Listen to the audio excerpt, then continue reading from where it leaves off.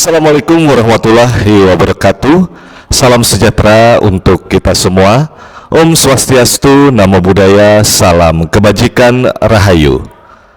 Apa kabar para peserta didik dan viewers serta netizen UPW TV dimanapun kalian berada? Kembali lagi, saya Rano Welum, fasilitator pembelajaran di edisi 20 Desember tahun 2023. Hari ini materi pembelajaran kita terkait dengan sebelumnya. Jadi kita akan merangkai atau merunutkan. Kemarin kita belajar terkait dengan sebelumnya itu merencanakan dan melirik potensi daya tarik wisata. Kemudian kemarin terkait dengan dokumen perjalanan wisata.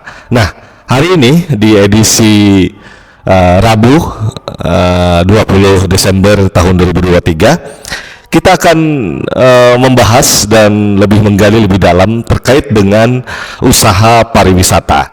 Nah, terkait dengan usaha pariwisata itu artinya kita sudah mulai masuk ke dalam sub ekonominya ya.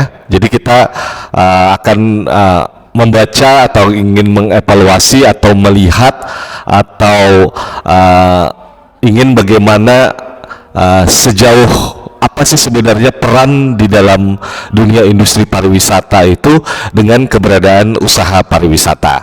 Nah, itu yang pasti terkait dengan multiplier effect yang akan dihasilkan dengan keberadaan oleh usaha pariwisata. Nah, oke, yang pertama dari pengertian dari usaha pariwisata yang Bapak sudah catat ya, Bapak rangkum dari berbagai sumber referensi, yaitu usaha pariwisata adalah kegiatan yang bertujuan menyelenggarakan jasa pariwisata atau menyediakan objek wisata dan daya tarik wisata, usaha sarana pariwisata, dan usaha lain yang berhubungan dengan bidang tersebut.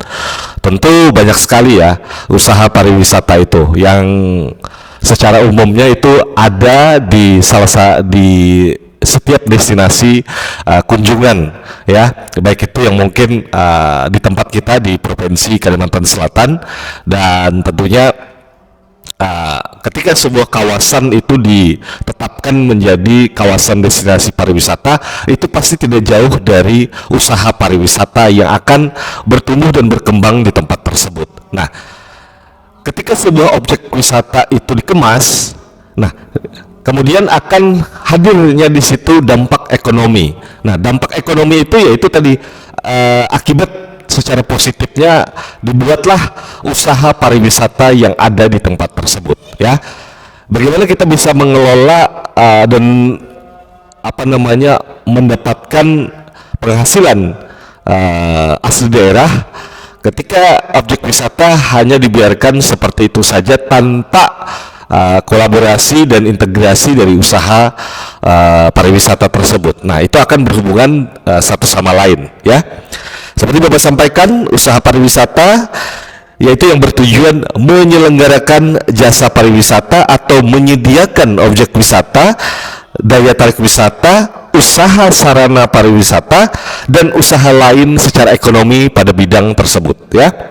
Nah, ketika usaha-usaha pariwisata sendiri itu dikelompokkan, Bapak kelompokkan menjadi 4 golongan besar ya di dalam suatu elemen fase perjalanan dari sebuah industri pariwisata. Itu ada 4 golongan besar yang berhubungan secara langsung ketika kita terjun mengelola dan terandil dalam bidang pariwisata.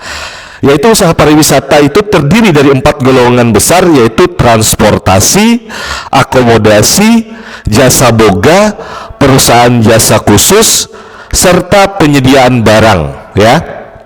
Itu tadi 4 golongan besarnya.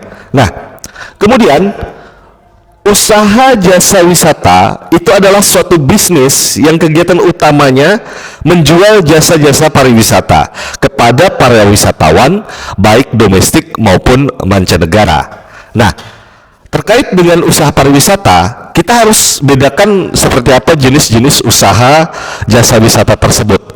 Nah, hari ini Bapak jabarkan yang pertama itu adalah usaha daya tarik wisata. Apa sih Pak usaha daya tarik wisata?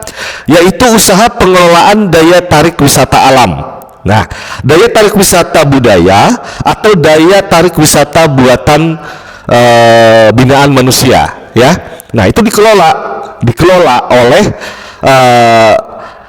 sekelompok organisasi atau kita lebih mudahnya itu kelompok sadar wisata, ya. Nah, kemudian ada lagi usaha kawasan pariwisata, yaitu usaha pembangunan atau pengelolaan kawasan untuk memenuhi kebutuhan pariwisata sesuai peraturan perundang-undangan. Nah, di setiap daerah itu pasti akan membuat suatu perda, sebuah kawasan, zona untuk bagaimana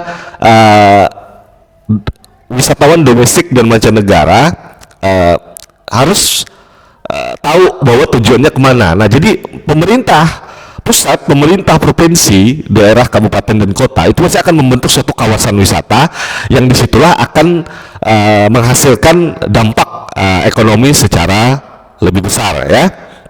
Nah, kemudian ada lagi yang ketiganya itu usaha jasa transportasi pariwisata, yaitu usaha angkutan untuk kebutuhan dan kegiatan pariwisata, bukan angkutan transportasi reguler atau umum pada biasanya. Nah, itu tadi kita kembali kepada 4 golongan besar tadi, ya, usaha pariwisata, yaitu transportasi, akomodasi, jasa boga, perusahaan jasa khusus, serta penyediaan barang. Nah, itu tadi yang sudah kita jabarkan.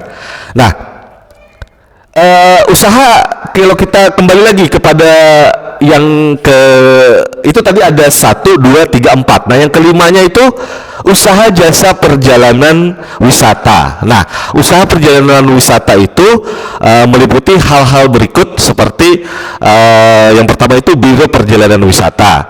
Nah, biro perjalanan wisata ini yang akan bertanggung jawab sebagai penyedia jasa perencanaan perjalanan atau jasa pelayanan dan penyelenggaraan pariwisata, termasuk penyelenggaraan perjalanan ziarah, umroh dan haji, ya, seperti biasanya. Nah, kemudian kita bagi lagi, ada biro perjalanan wisata, kemudian ada juga agen perjalanan wisata. Nah, agen perjalanan wisata itu adalah salah satu usaha jasa pemesanan sarana seperti pemesanan tiket dan pemesanan akomodasi serta pengurusan dokumen perjalanan, ya. Nah, kemudian itu tadi ada 2, ya, itu yang usaha jasa perjalanan wisata. Itu sudah ada materi-materi pembelajaran sebelumnya Bapak jelaskan perbedaan dari biro perjalanan wisata dan agen perjalanan wisata. Tapi secara umumnya kedua komponen ini itu merupakan sebuah usaha jasa, ya. Biro perjalanan dan juga agen perjalanan itu saling keterkaitan dan sangat terikat, ya, antar kedua belah pihak. Oke, kita hari ini di edisi pembelajaran hari ini kita belajar secara umum mengupas usaha-usaha pariwisata itu, ya. Kemudian tadi ada 4 komponen besar tadi, usaha jasa makanan dan minuman, ya, atau usaha jasa boga. Itu merupakan usaha penyediaan makanan dan minuman yang dilengkapi dengan peralatan, perlengkapan untuk proses pembuatan, penyimpanan dan penyajiannya. Nah, di dalam usaha jasa makanan dan minuman atau boga ini dibagi kembali menjadi 3, ya, 3 komponen, ya, atau 3 sub tersebut, seperti restoran, ya, kemudian bar, kemudian ada kafe, kemudian ada juga jasa catering, dan pastinya penjualan pusat makanan ringan, ya, yang di setiap kawasan wisata itu pasti akan hadir ada merchandise, souvenir, ya kan, dan makanan-makanan khas ringan lainnya di daerah tersebut. Oke. Nah,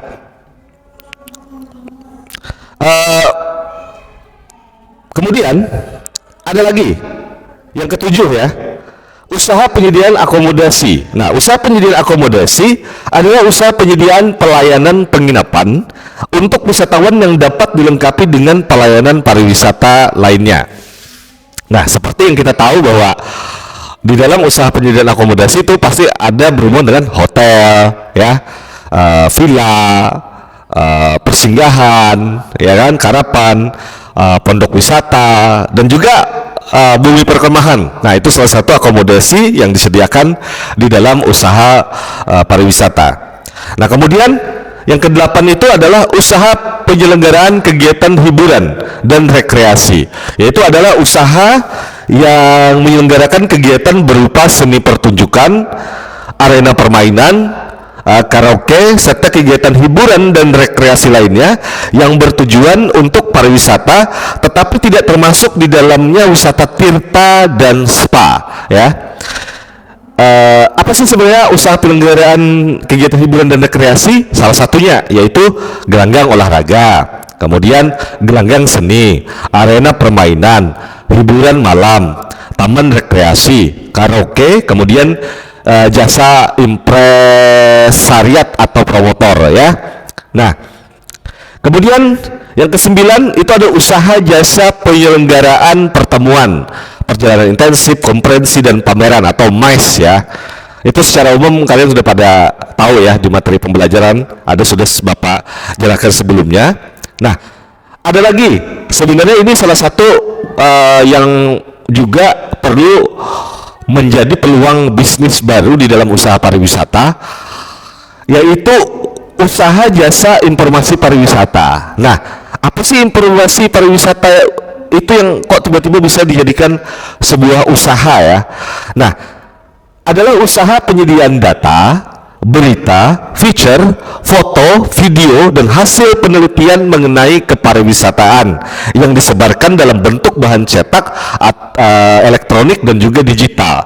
Ya, mungkin seperti ini. Ya, ini salah satu ketika kita berinteraksi di dalam channel YouTube ini, di UPW TV ini merupakan salah satu bentuk usaha jasa informasi pariwisata. Nah, mengapa ini menjadi penting? Ketika ini peluang ini bisa ketika kalian mempunyai kemampuan di dalam mendesain grafis, kemudian membuat ahli dalam membuat feature, berita, pamflet, brosur. Nah, ini penting. Kalian bisa datang ke biro agen perjalanan wisata, kalian tawarkan kemampuan kalian. Ketika misalnya ada wisatawan domestik maupun mancanegara ingin memiliki sebuah kenangan dalam bentuk dokumentasi, nah ini tadi usaha jasa informasi pariwisata itu merupakan peluang yang cukup besar, ya. Nah, itu makanya manfaatkanlah gawai kalian untuk kalian membuka wawasan cakrawala kalian bahwa ternyata usaha pariwisata ini cukup luas dan sektornya sangat begitu luas. Nah, itu tadi, ya.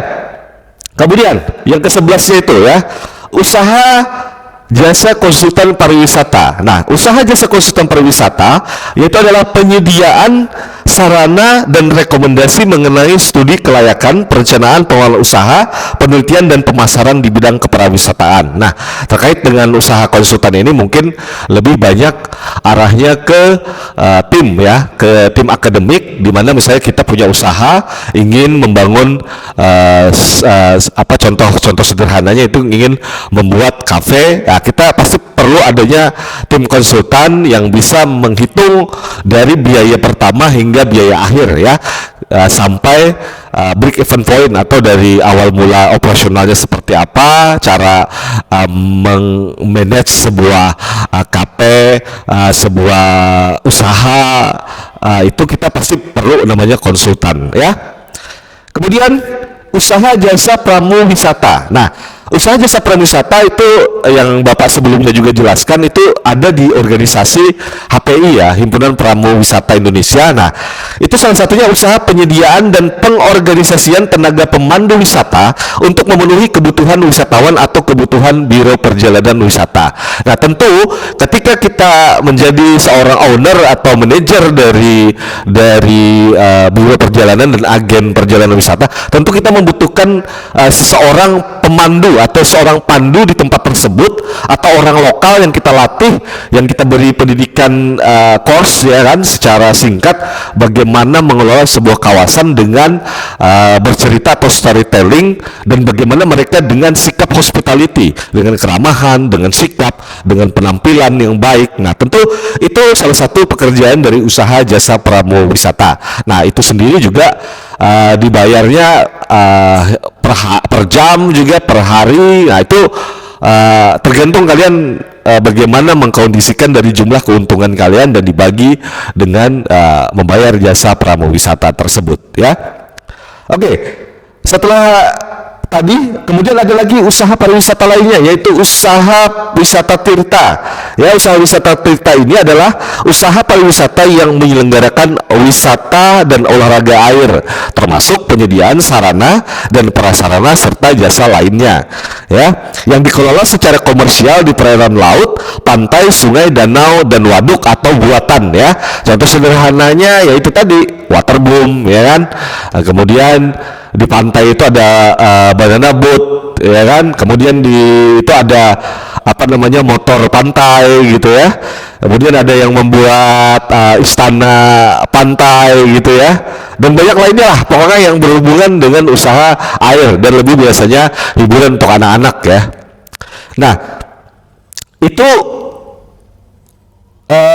adalah usaha wisata tirta. Nah, kemudian kita kembali lagi kepada usaha pariwisata lainnya, yaitu usaha spa. Nah, spa ini terkait dengan usaha, masih masuk di dalam usaha pariwisata, yaitu usaha perawatan yang memberikan layanan dengan metode kombinasi terapi air, terapi aroma, pijat, rempah-rempah, layanan makanan, minuman sehat, dan olah aktivitas fisik dengan tujuan menyeimbangkan jiwa dan raga.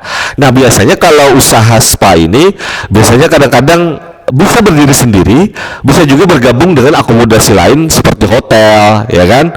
Ada restoran dan juga usaha-usaha yang berada di kawasan wisata. Ketika misalnya wisatawan domestik maupun mancanegara sudah cukup lelah mereka berekreasi, menikmati, tentu pasti pegal. Nah, itu tadi usaha spa, pijat refleksi. Nah, itu salah satu bagian daripada karakteristik dari usaha spa, ya. Kemudian kita harus tahu karakteristik dari usaha jasa wisata itu antara lain yaitu intangible atau tak berwujud, kemudian sulit diatur standar kualitasnya, kemudian yang ketiga jasa baru diproduksi apabila memang sudah dibeli oleh pengguna jasa. Nah, kemudian terjadi proses persamaan antara proses produksi dan konsumsi, tidak dapat disimpan dengan persediaan, dan tidak dapat dimiliki karena tidak terwujud ya. Itu salah satu karakteristik usaha jasa wisata. Tapi secara umumnya yang tidak bisa misalnya objek wisata itu ya tidak bisa dipindah ke tempat lain kecuali dibuat dengan modal yang besar, atau misalnya objek wisata itu semacam mungkin kayak apa ya, kayak kita membuat seperti istana yang bisa dibongkar, nah itu bisa dipindah. Tapi kalau objek wisata dan usaha karakteristik jasa wisata itu tidak bisa dipindah-pindah, karena memang ya di situ, di kawasan tersebut yang itu tadi menjadi sebuah kenangan dan dapat dimanfaatkan dan dinikmati oleh wisatawan ya. Oke. Kalau kita ingin membuat suatu perencanaan usaha jasa wisata, itu yang pasti ada hubungannya dengan atraksi, fasilitas, infrastruktur, transportasi, dan hospitality atau keramahan ya. Nah, itu tadi, itu berhubungan dengan semua unsur di Sabta Pesona ya. Oke. Syarat-syarat untuk pengembangan pariwisata ya, Bapak ulangi kembali ya. Syarat-syarat untuk pengembangan pariwisata itu yang pertama adalah what to see, what to do, what to buy, what to arrive, and what to stay ya. Di materi sebelumnya sudah Bapak jelaskan apa itu what to see, what to do, what to buy, what to arrive, what to stay ya. Itu pengembangan pariwisata. Ketika wisatawan datang, apa yang mereka lihat? Ketika wisatawan datang, apa yang mereka lakukan? Ketika wisatawan datang, ketika mereka datang, apakah menciptakan suatu rasa keingintahuan yang lebih? Dan yang terakhir, apakah di tempat tersebut ada untuk beristirahat atau merelaksasi setelah melakukan aktivitas panjang. Nah, itu tadi ya. Nah, kita berlanjut kepada usaha jasa transportasi ya.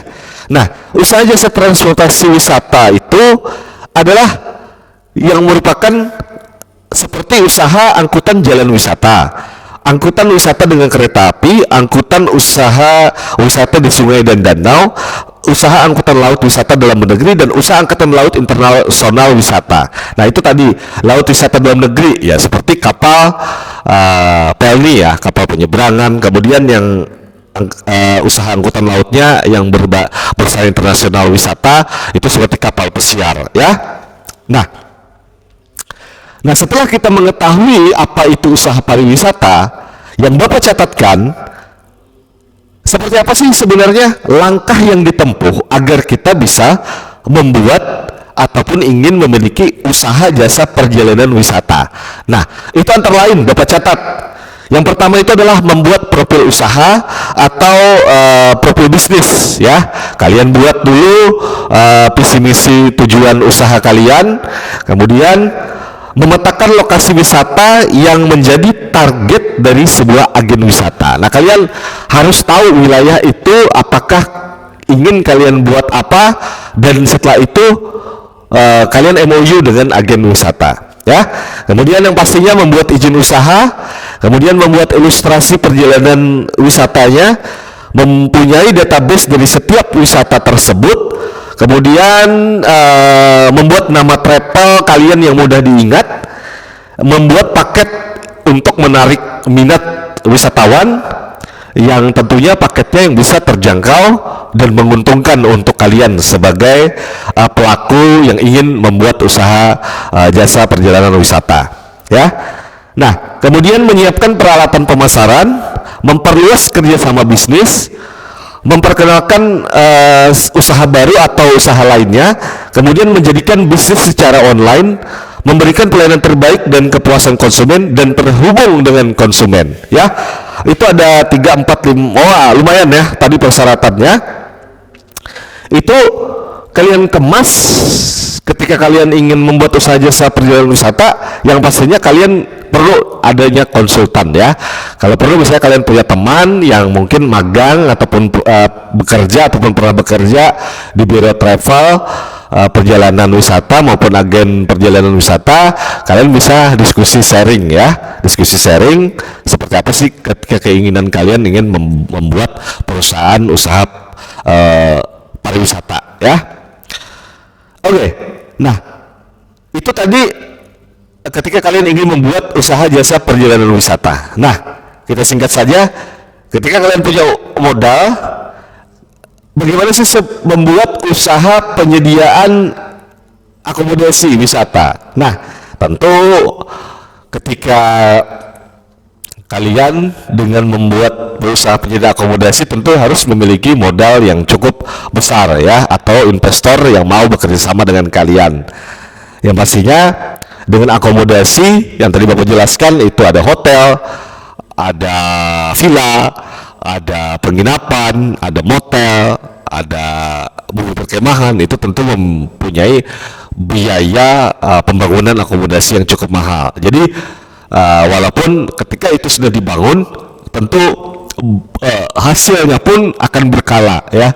Jadi tentu harus, kita tidak bisa punya modal sendiri, harus melakukan konsorsium dengan bergabung atau bekerjasama dengan kita menawarkan proposal dan mencari investor-investor yang mau memodali kita ya. Oke, itu yang akomodasi. Yang kemudian bagaimana tips mendirikan usaha hiburan dan rekreasi. Nah, itu tadi ketika kita ingin membangun usaha hiburan dan rekreasi, yaitu sama seperti usaha akomodasi, yaitu yang pasti lokasi, lahan, mempersiapkan peralatan, desain ruangan, dan karyawan. Nah, ya sama seperti penyediaan akomodasi, kurang lebih dengan mendirikan usaha hiburan dan rekreasi. Kita perlu investor yang luar biasa tebal ya, tebal cuannya ya. Oke, nah kemudian ketika kalian ingin menjadi seorang penggiat usaha izin MICE ya, yaitu tadi seperti event organizer ya atau IO ya. Itu yang pasti kalian harus melengkapi persyaratan. Yang pertama, pengajuan surat permohonan izin kepada Dinas Pemberdayaan Modal Terpadu Satu Pintu ya. Yang kemudian kalian harus memiliki atau mendirikan foto akta notaris ya, akta pendirian perusahaan itu ya. Kemudian fotokopi KTP pemilik dan pimpinan perusahaan, kemudian sertifikat khusus profesional compensation organizer, kemudian keberadaan dan bukti kepemilikan kantor, dan juga surat izin gangguan atau HO ketika kalian ingin melaksanakan suatu IPAN, mendapatkan proyek penunjukan langsung ataupun ikut tender, itu kalian harus memiliki izin membuat izin keramaian ya. Itu tadi bisa ke DPM Dinas Pemberdayaan Modal Pelayanan Terpadu Satu Pintu. Di situ juga ada izin dari pihak berwajib juga ya. Kemudian ada memiliki struktur organisasi, daftar riwayat hidup dan CP direksi, dan tentunya profil perusahaan, paket wisata unggulan, paket wisata reguler. Kalau kalian ingin mempekerjakan tenaga kerja asing, itu harus memiliki IMTA atau izin mempekerjakan tenaga asing. Kemudian surat kuasa untuk mengurus izin sekaligus surat pernyataan terkait dengan keabsahan dokumen yang ditandatangani oleh direktur perusahaan. Atau misalnya ketika kita ingin membuat perusahaan ini secara besar ya, kita pasti perlu namanya konsultan yang mungkin bisa mewakili kita bagaimana mendirikan suatu perusahaan IO ya. Itu berhubungan dengan outbound ya kan, inbound ya, yang membawa grup-grup besar yang ingin melaksanakan study tour ya kan, outbound, inbound, dan perjalanan-perjalanan dinas yang pasti akan memberikan keuntungan buat kalian yang ingin menjadi pelaku-pelaku pariwisata ya. Nah, kemudian terkait dengan ingin memiliki itu sama tadi ya, yang tadi Bapak catat, prosedur pengajuan izin MICE itu sama dengan prosedur kriteria sebagai destinasi MICE ya, meeting incentive, compensation, dan exhibition. Yang seperti ketersediaan fasilitas, reputasi layanan yang berkualitas tinggi, jarak wisata bagi peserta, kualitas promosi, citra tempat penyelenggaraan, harga, nilai mata uang, cuaca, kemudian kegiatan yang ditawarkan, dan aksesibilitas ya, kemudahan untuk mengakses website usaha kalian ataupun produk paket kegiatan MICE kalian ya. Itu kurang lebih itu salah satu ya juga komponen yang mendukung dari sebuah pengajuan izin memiliki usaha pariwisata MICE ya. Nah, yang mungkin terakhir yang harus ketika kita ingin menjadi atau membuat suatu organisasi, paling enak itu kalau kita bergabung ke organisasi jasa pramuwisata. Tapi kalau kita ingin membentuk di setiap kawasan destinasi wisata yang ada di daerah kita, itu biasanya kita bisa bentuk organisasi. Tentu syarat usaha jasa pramuwisata ya, kita bentuk komunitas pramuwisata atau pemandu wisata yang berskala lokal, bukan nasional ya, tapi berskala lokal di kawasan tersebut, yang dapat menjadi salah satu kolaborasi dengan masyarakat setempat. Jadi kita libatkan masyarakat yang ada di kawasan objek wisata tersebut untuk bagaimana mereka bisa menjadi seorang pemandu atau pramu wisata ya. Dan di situ yang pasti syarat utama yaitu adalah memiliki dokumen KTP ya, akta pendirian berbadan hukum dan pengesahan Kementerian Hukum dan HAM, kemudian scan dokumen kelayakan pengelolaan lingkungan ketika kalian ingin menjadi pelaku pariwisata di sebuah kawasan, kemudian IMB ketika kalian ingin juga membuat suatu usaha di kawasan tersebut, sertifikat atau bukti perlindungan legalnya ya, seperti sertifikat izin membangun usaha pariwisata ya, kemudian NPWP, kemudian yang pastinya ketika kalian menjadi seorang pengusaha atau pengelola, tentu wajib memiliki bukti lapor SPT ya, surat pemberitahuan tahunan pajak ya. Jadi kita harus, setelah kita mendapatkan sebuah keuntungan, tentu hasil yang kita dapatkan itu tentu ada nilai pajaknya ya, yang harus kita bayarkan untuk negara, untuk pemerintah daerah, yang hasil dari pajak itu ya juga untuk kepentingan masyarakat secara luas, ya itu tadi seperti sarana, prasarana, jalan, infrastruktur dan sebagainya ya, dari pajak-pajak kita. Nah, itulah tadi materi pembelajaran secara umum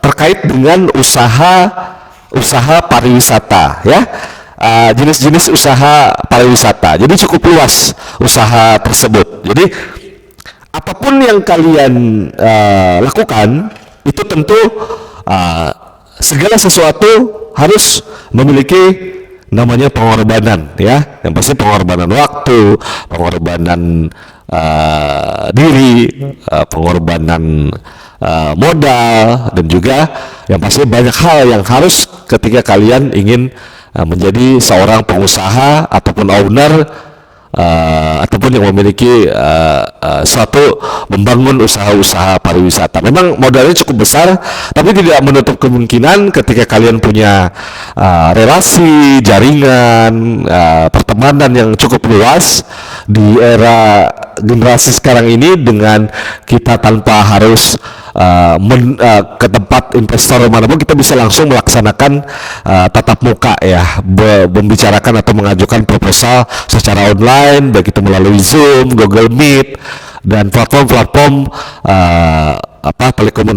telekomunikasi lainnya yang bisa kita jangkau. Beda banget dengan era-era di zaman-zaman mungkin orang tua kita dulu yang harus melalui sumber daya telekomunikasi yang terbatas, telepon, kemudian harus berangkat dan menemui investor ya. Nah, sekarang zamannya ketika kalian memanfaatkan platform pembelajaran dan juga platform pertemanan dengan menggunakan media sosial dengan hal yang positif, tentu kalian akan bisa mengajukan ide-ide dan inspirasi kalian, yang itu akan bisa diwujudkan melalui kerjasama yang apik dengan teman-teman kalian di seluruh penjuru dunia ya. Tentu ketika kita ingin mendapatkan investor, tentu kita harus bisa berkomunikasi dengan lebih baik, meyakinkan investor kita dengan modal yang telah kita buat melalui proposal digital yang kita share ke investor tersebut. Mudah-mudahan bisa diterima. Yang pastinya yang pengalaman yang mengajarkan adalah yang pasti ketika kita sudah melakukan modal, kita bangun itu semua, dan kita bentuk dari fondasi dasarnya adalah kejujuran dan kepercayaan yang harus kita jaga kepada pihak para investor yang telah menanamkan modalnya kepada kita ya. Ya seperti ini juga ya, UPW TV hadir sebagai sarana informasi digital yang masih terus melakukan siarannya ya secara offline, mencoba untuk membangun jaringan agar nanti UPW TV dapat dilirik oleh investor-investor yang mau menanamkan modalnya kepada UPW TV ya, agar hasil produksi penyiaran yang dihasilkan dari UPW TV ini bisa terus berkembang, bisa terus memiliki nilai tambah untuk mengangkat melalui dokumentasi pemberitaan ya kan, dokumentasi liputan, dan juga menghasilkan produk-produk sumber daya manusia pariwisata yang bisa unggul dan dapat diberikan kepercayaan, dan juga dapat menjadi satu ujung tombak dalam memajukan pariwisata di Provinsi Kalimantan Selatan khususnya ya, dan Kalimantan dan Indonesia pada umumnya. Nah, harapan tersebut mohon maaf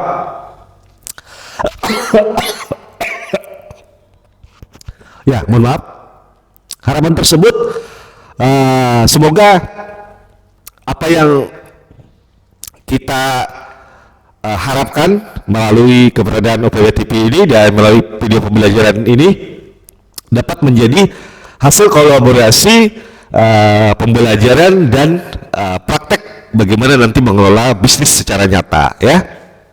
Di samping itu kita juga akan bekerja sama dengan narasumber-narasumber lainnya yang akan memberikan materi-materi pembelajaran yang dapat memberikan wawasan pengetahuan dan motivasi kepada peserta didik, netizen dan viewers UPW TV di seluruh penjuru dunia ya. Oke, demikianlah kurang lebih ya 30 menit Bapak menjelaskan dan memberikan informasi terkait dengan usaha pariwisata itu berbagai macam jenis-jenisnya. Yang pastinya Bapak ucapkan terima kasih atas segala perhatiannya, dan tentunya yang kalian yang saat ini masih berlibur, manfaatkanlah dan tentu selalu saksikan UPW TV, penontonlah dan saksikanlah, dan juga saksikan juga channel-channel lainnya yang terus meningkatkan pengetahuan dan wawasan kalian lebih optimal dan dapat membuka cakrawala dan cita-cita kalian agar bisa digapai lebih baik lagi ke depannya ya. Oke, Bapak usaikan dulu pertemuan kita di edisi Rabu 20 Desember tahun 2023, dan pastinya kita akan kembali lagi ke materi pembelajaran berikutnya, dan tentunya Bapak ucapkan selamat berlibur untuk seluruh peserta didik usaha layanan pariwisata dimanapun kalian berada. Saya Rada Welum, fasilitator pembelajaran dari UPW TV, mengucapkan wassalamualaikum warahmatullahi wabarakatuh. Salam sejahtera untuk kita semua. Om Swastiastu, Namo Buddhaya, salam kebajikan, rahayu, dan tentunya salam pariwisata Banua. Dan kurikulum Merdeka Belajar membuat kita terus belajar dimanapun dan kapanpun. Semangat Merdeka!